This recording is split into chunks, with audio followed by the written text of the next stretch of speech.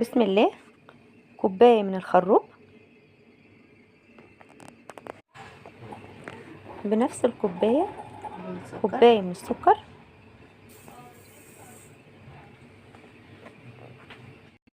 بقلب باستمرار بمعلقة خشب او بمعلقة سيليكون كده. خلاص خد اللون الذهبي معايا.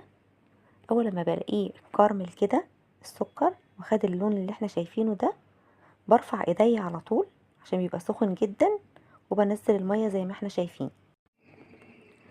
بعد ما زودته بالمية بقلبه كويس جدا، وبنضف السكر اللي على الجوانب،